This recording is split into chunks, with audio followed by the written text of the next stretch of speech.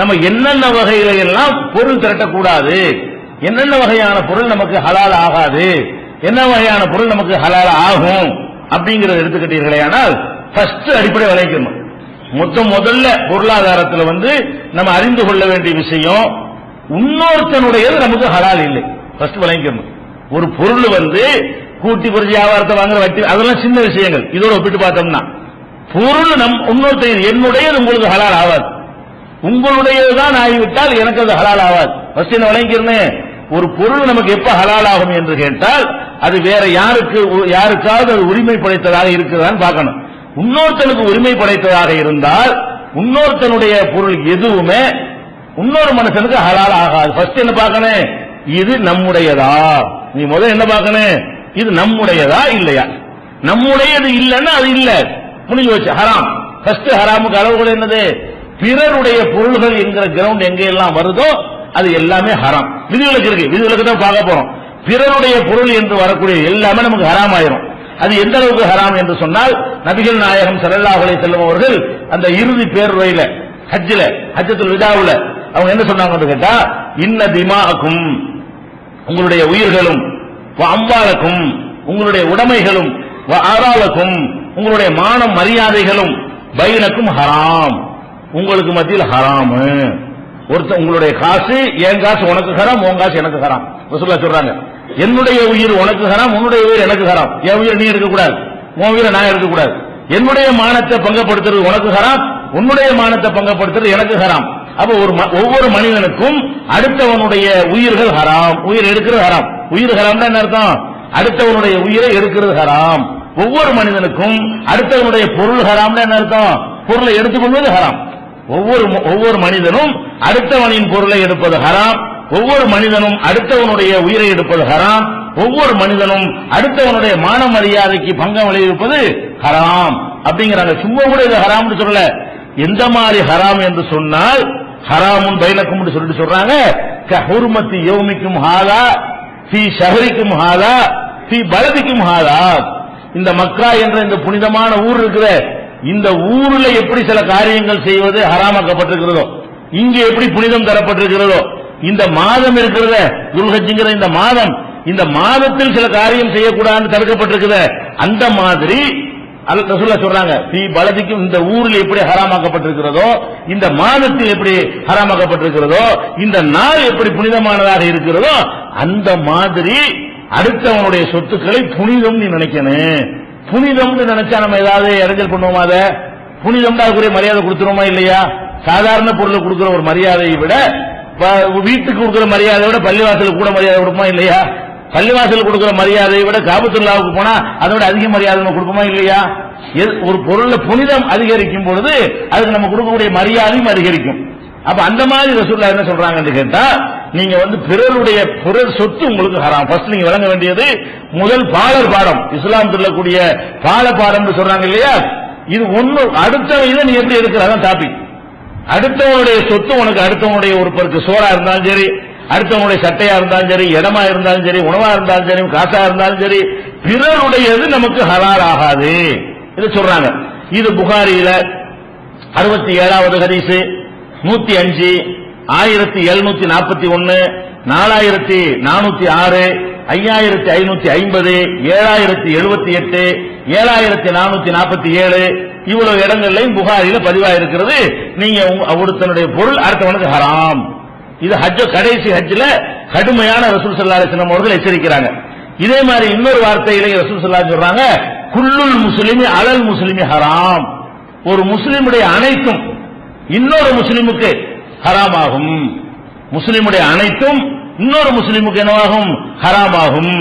தமுஹு வ மாலுஹு வ இர்துஹு, அவனுடைய ரத்தன உயிர், அவனுடைய உயிர், அவனுடைய உடைமை, அவனுடைய மானம் ஆகிய அனைத்துமே ஹராம். கவனமா இருந்துக்க, பிறர் சொத்தை எடுத்துறாதே, பிறர் உயிரை எடுத்துறாதே, பிறர் மானத்துக்கு பங்கை ஏற்படுத்திடாதே. இது முஸ்லிம்ல 4650வது ஹதீஸாக பதிவு செய்யப்பட்டிருக்கிறது. அப்ப இந்த பிறருடைய இது நம்மகிட்ட இருக்கக்கூடாதுன்னு நினைச்சிட்டோம்னா, ஒருத்தர் அமானிதமா அவங்கள்ட்ட தந்து வச்சிருக்க, நாளைக்கு வாங்கிக்கிறேன் இல்லன்னு சொன்னா பிறர் போயிடுறது இல்லையா.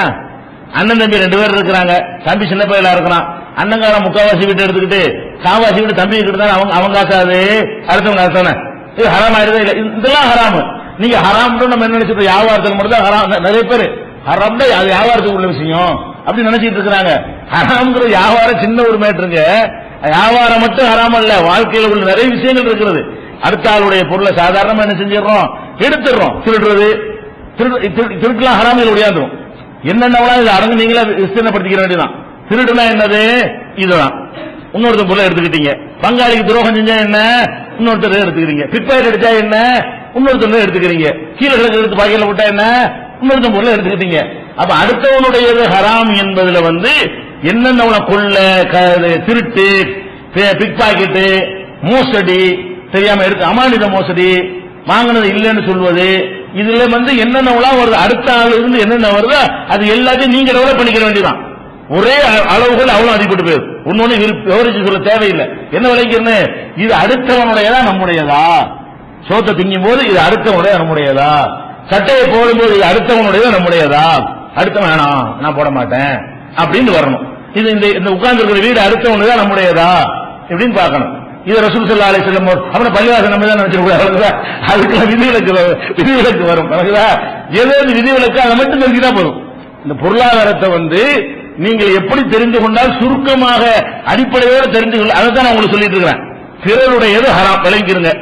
என்னென்ன அதுல விதிவிலக்கு கொடுத்திருக்கு அதை மட்டும் கழிச்சு மனசுல வச்சுக்கிட்டீங்கன்னா உடனே நீங்க பத்தாவ சொல்லிடலாம். இது கூடுமா கூடாதா, இது செய்யலாமா செய்யக்கூடாதா, விதிவிலக்குகளை மட்டும்தான் நீங்க கவனமா பட்டியல் போட்டு ஆபத்தில் வச்சுக்கணும். பிறர் பொருளாக இருந்தால் இன்னது மட்டும் நமக்கு ஹலால் ஆகும், பிறர் பொருளாக இருந்தால் இன்னது நமக்கு என்னவாகாது, ஹலால் ஆகாதுன்னு விளங்கிக்கணும். ஃபர்ஸ்ட் விளங்குறது என்ன அடிப்படை, பிறருடையது நமக்கு ஹலால் இல்லை, இது முடிஞ்சிருக்கு.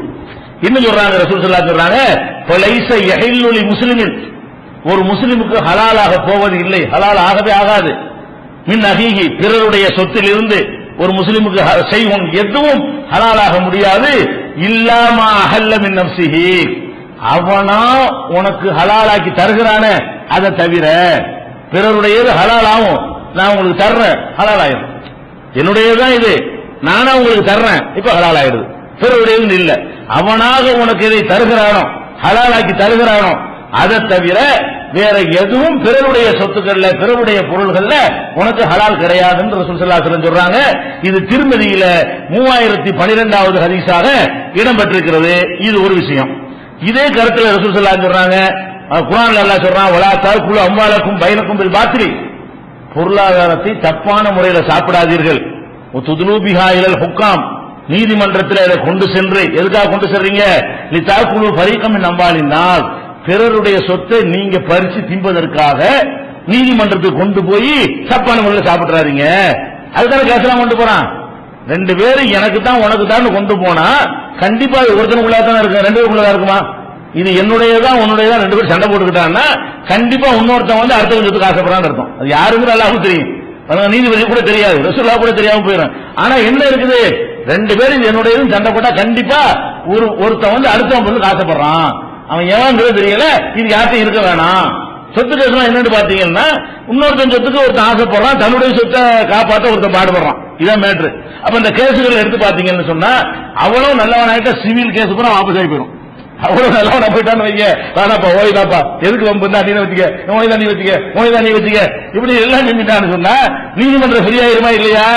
இந்த கேஸ் இந்த மாதிரி அடுத்தவன் சொத்தை திங்கிறதுக்காக தான் நீதிமன்றங்களுடைய பணம், நம்முடைய வரிப்பணம் எல்லாம் வீணாவது எதுக்குன்னா, பிறர் சொத்து தன்னுடைய எதுன்னு ஒருத்தன் நினைக்கிறான், இன்னொருத்த காப்பாத்திக்கிறதுக்கு போராடுறான். இதான் பஞ்சாயத்து.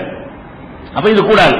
இது குர்ஆன்ல எல்லாம் கண்டிக்கலாம். இந்த மாதிரி கோர்ட்டு கொண்டு போயிடாதீங்க, பிறர் சொத்தை சாப்பிடுவதற்காக நீதிமன்றங்களுக்கு போவாதீர்கள். அப்ப எந்தெந்த முஸ்லிம் நீதிமன்றத்தில் வழக்கு போட்டிருக்கானோ இன்னைக்கு ஒரு முடிவு எடுக்கணும். என்ன முடிவு எடுக்கணும்? நம்ம சொத்தை காப்பாத்துறதுக்கு வழக்கு போட்டோமா, அடுத்தவன் சொத்தை நம்முடைய ஆக்குவதற்கு வழக்கு போட்டோமா? ஒவ்வொரு முஸ்லிமும் நினைக்கிற இந்த புனித ரமலான்ல அவன் அல்லாஹ்வுக்கு பயந்து இறையச்சமுடையவனா இருப்பானேயானால் அவன் இப்ப நினைச்சு பார்க்க என்ன செய்யணும், இந்த கேஸ் போட்டிருக்கிறவன் அவன் தானே, நம்ம தட்டி பறிக்க தானே இந்த கேஸ போட்டிருக்கிறோம், நாளைக்கு வாபஸ் ஆகிட்டு வா, முடிஞ்சு வச்சுக்கிறத எதுக்கு அதுக்கு தட்டி பறிக்க நீ நீதிமன்றத்துக்கு போற? நீதிமன்றம் போறது தப்புன்னு நல்லா சொல்றான். அடுத்தவன் சொத்தை ஒன்னு சொத்தை ஆக்குறதுக்காக வேண்டி கோர்ட்டுக்கு போயிடாது அப்படின்னு அல்லாஹ் 2வது சூறாவுல 182வது வசனத்தில் கடுமையாக ஒரு கண்டனத்தை பதிவு செய்கிறான். இப்ப ஒவ்வொருத்தரும் யோசிச்சு பார்த்தோம்னா நிறைய விஷயங்கள் என்ன செய்யணும், அந்த பாகப்பிரிவினை பங்காளி சண்டை எல்லாம் வருது பாருங்களேன். எல்லாத்துலயும் நீதிபதிக்கு தெரியறதை விட யாருக்கு தெரியும், சம்பந்தப்பட்டவனு தான் தெரியும். இது எனக்கா உனக்கா நம்ம ரெண்டு சண்டை போட்டுக்கிட்டா நம்ம ரெண்டு பேருக்கு தெரியும் யாருடையது. அது சந்தேகம் இருக்கா? என்னுடையது இல்லைன்னு எனக்கு தெரியும், உன்னுடையதான் உனக்கு தெரியும். ஆனா வெளியில ஒத்துக்க மாட்டேங்கிறோம். நேற்று என்ன, எந்த சொத்துல ரெண்டு பேரும் சண்டை போட்டுக் கொள்கிறார்களோ கண்டிப்பாக சண்டை போட்டுக்கிற ரெண்டு பேருக்கும் தெரியும் இது என்னுடையது அல்ல, இது இவனுடையதுதான். ரெண்டு பேரும் அதை தெளிவாக விளங்கி வச்சிருப்பார்கள். அப்ப ஏன் வீம்புக்கு போறீங்க? ஒரு மூமின் இந்த வேலை செய்யக்கூடாதுன்னு நல்லா தெளிவாக செய்யலாம். எந்த அளவுக்கு ரசூலுல்லாஹ் சொல்றாங்கன்னு கேட்டா, ஒரு ஆடு நிக்குது, ஆடு தானே பால் கறந்து குடிப்பாங்க, ஒட்ட கண்ட வச்சுக்கிறோமே, மாடு கூட வச்சுக்கிறோமே. மாட்டு தெருவில் போயிட்டு இருக்கு, நல்லா மட்டி கணத்து பால் கறந்து சுரந்து நிக்குது, பிடிச்சி கட்டி போட்டு பால் கறந்து குடிக்கலாமா? அவங்க மாடு தானே, நம்முடையது இல்லையே. ரசூலுல்லாஹ் என்ன சொல்றாங்க? லா யஹ்லி பண்ண அகதும் மாசியத்தை முறையின் பிகைரி இதுனிகி. எந்த ஒரு மனிதனும் எதுக்கு இந்த மாட்டை சொல்றாங்கன்னு கேட்டா, இதுலயா ஒரு கிரவுண்ட் இருக்கு. என்ன கிரவுண்ட் இருக்குது? தெருவில் நிக்குது, புட்டியா வச்சிருக்காங்க, அவன் வீட்டுக்குள்ளே வச்சிருக்கான், தெருவுலான விட்டுருக்கான், தெருவில் விட்டா யாரும் எடுத்துக்கலாம் தானே. அப்படி நினைத்து கொண்டு தெருவில் போற ஆட்டு மாட்டெல்லாம் பாலை கறந்து குடிச்சுவாங்க. அதுக்கு ரசூல் ஸல்லல்லாஹு அலைஹி வஸல்லம் சொல்றாங்க, உங்களுடைய யாருமே இன்னொருத்தனுடைய மாட்டுல ஆட்டுல கால்நடைகள்ல பால் கறந்து அவனுடைய பர்மிஷன் இல்லாம பால் கறந்து குடிச்சிடாதீங்க. சின்ன ஒரு அற்பமான விஷயம். இந்த பால் கறந்து குடிக்க ₹2 பால் ஒரு லிட்டர் பால் ₹20, 6 லிட்டர் கிடக்குமா, 4 லிட்டர் கிடக்குமா, ₹5 இந்த காலத்துல. ஒரு டீ குடிக்கிற காசு, 2 டீ குடிக்கிற காசு தான். இது செய்யாதுங்க நாங்க ரசூல் ஸல்லல்லாஹு அலைஹி வஸல்லம். அவன் லட்சக்கணக்கான சொத்துக்களை அடுத்த வந்து ஆசைப்படுறான். ஒரு சின்ன ஒரு பொருளுக்கே செய்யக்கூடாது என்று ரசூல் ஸல்லல்லாஹு அலைஹி வஸல்லம் தடுக்கிறது. புகாரியில 2435வது ஹதீஸாக இது பதிவு செய்யப்பட்டிருக்கிறது.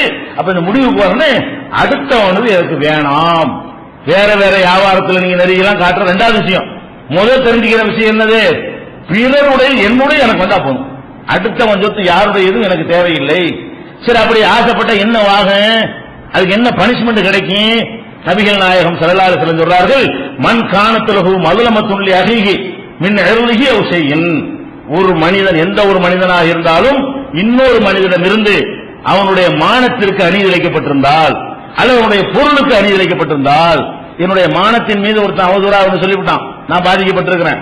அல்லது என்னுடைய சொத்தின் மீது ஒருத்தன் உரிமை கொண்டாடி இருக்கிறான், நான் பாதிக்கப்பட்டிருக்கிறேன். அப்ப என்னுடைய மானத்தின் மீதோ என்னுடைய சொத்தின் மீதோ ஒரு அநீதி இழைக்கப்பட்டிருக்குமையானால் சம்பந்தப்பட்டவனை போய் பார்த்து அவனிடத்துல அதை ஹலாலாக ஆக்கிக் கொள்ளுங்கள். அவன் வாங்கின திண்டு விட்டேன், இன்னைக்கு என்ற வசதி இல்ல, மன்னிச்சுக்க, அல்லாஹ்வுக்கா ஹலாலாக்கி விட்டு கேட்டுக்கணும். கொடுக்க சக்தி இருந்தா கொடுத்துருங்க. ஒரு ஆள்கிட்ட வாங்கினீங்க, ₹1000 தந்து வச்சாரு அமானிதமா, திண்டு முடிச்சுட்டீங்க, ஆனா இன்னைக்கு கொடுக்க கெப்பாசிட்டி இல்ல, இனிமே செய்யாம இருக்கிறது ஒரு கதை வேற. ஏற்கனவே செஞ்சதுக்கு ரசூலுல்லாஹ் பரிகாரம் சொல்றாங்க. ஏற்கனவே நம்ம இதுக்கு நடந்திருப்போம்ல, இதுக்கு அடுத்த ஆளுடைய சொத்தை எடுத்துருப்போமா இல்லையா? அந்த எடுத்ததை கொடுக்க வழி இருந்தா கொடுத்துற இயலும், கொடுத்து விட்டுருங்க. கொடுக்க வழி இல்லாத அளவுக்கு நம்ம திண்டு முடிச்சிருப்போம், நம்மளை விட்டு போயிருக்கும், நம்ம அடுத்தவன் சொத்தை வாங்கி வேற ஆள் வித்திருப்போம், அவன்ட்டு போயிருக்கும். இப்ப நம்மள்ட்ட திருப்பி கொடுக்க இயலாது, காசும் இருக்காது. அப்ப நம்ம என்ன பண்றது? அவனை போய் பார்த்து, நீங்க ₹1000 கொடுத்த நெசந்தாங்க, இல்லன்னு சும்மா சொல்லிவிட்டேன், இப்ப நான் மறுமைக்கு பயப்படுறேன், நீங்க எனக்கா அல்லாஹ்வுக்கா என்ன மன்னிச்சிருங்க, மறுமையில கேசு கொண்டு வந்துடாதீங்க, அல்லாஹ் எனக்கு பரக்கத் செஞ்சா நான் இப்படி திருப்பி தந்துடுறேன், இல்லன்னு நீங்க அல்லாஹ்வுக்கா என்ன மன்னிச்சுக்கிறீங்க நீங்க சொல்லிருக்கணுமா? சம்பந்தப்பட்டவனை அல் யௌம, இன்னைக்கே போய் அல் யௌமங்கறாங்க. ரசூலுல்லாஹ் என்னைக்கு சொன்னாங்க அன்னைக்கு என்ன சொல்றாங்க? இது லேட் பண்ணக்கூடாதான், இன்னைக்கு கேட்கும் போது அந்த தோணுமா, அடுத்த நாள் மாறிடுவோமா? அதுக்கு ரசூலுல்லாஹ் என்ன சொல்றாங்க? யார் இந்த மாதிரி அநீதி செஞ்சிருக்கீங்களோ இன்னைக்கே போய் எல்லாரும் கேட்டுருங்கிறாங்க. அதையே நானும் இப்ப கொண்டு போயிட்டோம்ல, இன்னைக்கே போயிருங்க, இதை லேட் பண்ணிடாம சைத்தா வந்து எடுத்துறதுக்கு முன்னாடி இன்றைக்கே அதுல இருந்து என்ன செஞ்சுக்கிறீங்க? இன்றைக்குன்னா எப்ப இதை படிக்கிறீங்க அன்னைக்கு, நீங்க இன்னைக்கு இந்த டேட்டா மிஸ் பண்ணிட கூடாது. நாளைக்கு இந்த ஹதீஸை படிச்சா இன்னைக்கு நீ நாளைக்கு செஞ்சுட்டு போ, அடுத்த மாசம் இந்த ஹதீஸை பார்க்கணும் செஞ்சுட்டு போ, அன்னைக்கே செஞ்சுட்டு போ. என்றைக்கு இந்த நியூஸ் நமக்கு கிடைக்கிறதோ அன்னைக்கே அதை செஞ்சு விடுங்க அப்படிங்கிறாங்க. ஆனா எதுக்கு சொல்றாங்க? கபல அல்லாஹ் போன தீனாரும் ஒரு அதிர்கமுன், தங்க காசோ வெள்ளி காசோ இல்லாத ஒரு நாள் இருக்குல்ல, அது வர்றதுக்கு முன்னாடி. இங்கெல்லாம் தங்க காசு வெள்ளி காசுலாம் வேலை செய்யும்பா, இதெல்லாம் செலவாணி ஆகாத ஒரு உலகம் இருக்கிறது. அந்த உலகத்தில் எழுப்பி அல்லாஹ் விசாரிக்கிறதுக்கு முன்னாடி யாரிடமிருந்து நீ அநியாயம் செஞ்சிருக்கிறாயோ, அது காசு சம்பந்தப்பட்டதா இருந்தாலும் சரி, மானம் சம்பந்தப்பட்டதா இருந்தாலும் சரி, உடனே அவன்கிட்ட ஹலால் வாங்கிக்க. இல்லைன்னா என்னவாக? இன்கானலகு அமலும் சாலிகும், அநியாயம் செஞ்சிருக்கிறான அவன்கிட்ட நல்லறங்கள் ஏதாவது இருந்தால், அநியாயம் செஞ்சவன் தொழுதிருப்பான், அடுத்தவன் சொத்தை பறிச்சவன் நோன்பு வச்சிருப்பான், வேற எத்தனையோ நல்ல காரியங்கள் செஞ்சு லிஸ்ட்ல என்ன செய்வான், அவனுடைய அக்கௌண்ட்ல ஏறி இருக்கும். அப்ப யாருக்கு நல்ல காரியங்கள் ஏதாவது இருக்குமையானால் உஹித மின்ஹு, அந்த நல்ல அமல் அவனிடமிருந்து எடுக்கப்படும் கதிரி மதுலமத்திகி அவன் செஞ்ச அநியாயத்தின் அளவுக்கு அளவு அவன் தான் தீர்மானிப்பான் எவ்வளவு இருப்பான்னு நமக்கு தெரிய முடியாது 100 ரூபாய்க்கு என்ன இருப்பான்னு நமக்கு தெரியாது அளவை நமக்கு சொல்லி தரல என்ன அளவு பெரிய அளவா இருக்குன்னு அவனு மிச்சம் அதுக்கப்புறம் அப்ப நம்ம எல்லாம் என்ன செய்வான் அவன் செஞ்ச அநியாயத்தின் அளவுக்கு இவ்வளவு அநியாயம் பண்ணிருக்க இவன்ட்ட நீ 1 லட்சம் ரூபாய் வாங்கிட்டு ஏமாத்திருக்கிற 1 லட்சம் ரூபாய்க்கு உன்னுடைய இவ்வளவு அமல் நான் எடுக்கிறேன் நீ செஞ்சில இவ்வளவு நல்ல அமலை எடுத்து நான் அவன்கிட்ட கொடுக்க போறேன் நம்ம செஞ்ச அமல் அவனுக்கு போச்சுன்னா என்ன ஆகும் நம்ம செஞ்ச தொழுகை நமக்கு இல்லைன்னா நம்ம செஞ்ச நோம்பு நமக்கு இல்லைன்னா நம்ம செஞ்ச தான தர்மங்களுடைய நன்மை நமக்கு இல்லைன்னா ஒண்ணுமில்ல சொல்றாங்க உகித மின்ஹுபி கதிரி மதுலமத்திகி அவனுடைய அநியாயத்தின் அளவுக்கு ஏற்றவாறு அது எடுக்கப்படும் இல்லம் தக்குள்ளஹு ஹசனாத்துன் நல்லதே இல்லை இவன் இந்த அநியாயத்தை பண்ணிவிட்டு ஒரு நன்மை செய்யாதவனா இருக்கிறான் இவ்வளவு அநியாயம் பண்ணி அடுத்த வச்சு தின்று விட்டு ஏதாவது தொழுகை நம்ம இடமா இருக்க மாட்டோம் உடனே எம்டியா இருக்கிறான் அப்ப என்ன செய்வான் அல்ல அப்ப கேட்பான்ல அப்ப என்ன செய்வீங்க சவால் சொல்ற மாதிரி அப்பவும் செய்வேன் என்ன செய்வேன் இவன்கிட்ட உள்ள தப்பை எடுத்து வந்தல வச்சுக்குவேன் இவன் தப்பு திருடி இருப்பானா விபச்சாரம் பண்ணிருப்பானா இந்த பாவத்தை நீ இப்ப சுமந்துக்க அவன்கிட்ட மைனஸ் பண்ணி உங்ககிட்ட விபச்சாரம் செய்யாத நீ அவன் செஞ்ச விபச்சாரத்துக்குரிய தண்டனை நீ அனுபவிக்கணும் அவன் செஞ்ச அநியாயத்துக்குரிய தண்டனை நீ இப்ப அனுபவின்னு சொல்லி நமக்கு ஏற்கனவே நரகன் கன்ஃபார்ம் ஆனா கூட இவனையும் சேர்த்து டபுள் ஆகி போயிடும் தண்டனுடைய அளவு கூடி போயிடும் கடுமை கூடி போயிடும் பாவங்களுக்கு தக்கவாறு தண்டனைகள் வித்தியாசம் இருக்கு இல்லையா மறுமையில அந்த மாதிரி ஆயிரும் என்று ரசூல் ஸல்லல்லாஹு அலைஹி வஸல்லம் சொல்றாங்க இது புகாரியில 2449 6534 ஆகிய எண்களில் பதிவு செய்யப்பட்டிருக்கிறது அப்ப அந்த அர்த்தம் சொத்துக்கு நம்ம வேணாம் அதுல கவனமா இருங்க பிறர் பொருளுக்கு எந்த காலத்திலும் ஆசைப்படவே செய்யாதீங்க அதே மாதிரி ரசூல் ஸல்லல்லாஹு அலைஹி வஸல்லம் சொல்றாங்க இன்னமான பஷருன் நானும் ஒரு மனிதன் உங்களை மாதிரி ஒரு மனிதன் தான் இன்னஹு யத்தீனில் ஹஸ்மு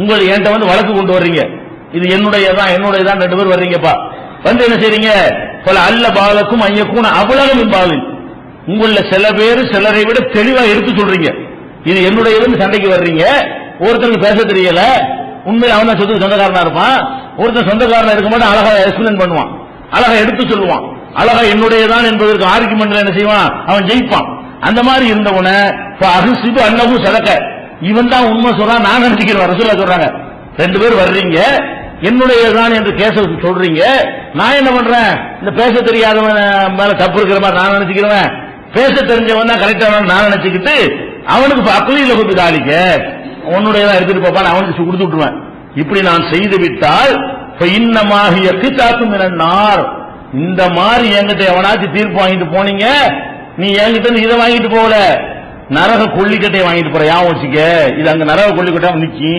என்னை விட நீ ஏமாத்திரலாம் நீ அடுத்தவனுடைய சொத்தை ஏவாயிலிருந்து தீர்ப்பு பெற்று உனக்கு சாதகமா வாங்கிட்டு போனாயானால் நீ வாங்குறது என்ன இந்த பொருளை வாங்குறது வீட்டை வாங்கல இந்த சொத்தை வாங்கல நீ எதை வாங்குற நரகத்தின் கொல்லிக்கட்டை என்னிடத்திலிருந்து வாங்குகிறாய் வேணும்னு அதை ஜாஸ்தி ஆகிக்க நரகத்தின் கொல்லிக்கட்டை அதிகமாகிட்டு போங்கடான்னு சொல்லி அப்படி சொல்றாங்க திரும்ப அது ஜாஸ்தி ஆகிட்டு போங்கடான்னு சொல்லி கோபத்தில் ரசூல் ஸல்லல்லாஹு அலைஹி வஸல்லம் அவர்கள் எச்சரிக்கை பண்ண அப்ப அடுத்த வந்ததுக்கு நம்ம ஆசைப்பட்டால் நரக கொல்லிக்கட்டை நம்ம சுமக்கிறோம் நரக கங்குகளை நம்ம சுமக்கிறோம் என்று இது புகாரில 2458 2680 6967 7169 7181 7185 ஆகிய ஹதீசுகள்ல இதெல்லாம் பதிவு செய்யப்பட்டிருக்கிறது அப்ப பிறருடைய பொருளை நம்ம எந்த காரணத்தினாலும் நினைக்க கூடாது நம்முடைய நினைக்க கூடாது இது பொதுவான விதிங்க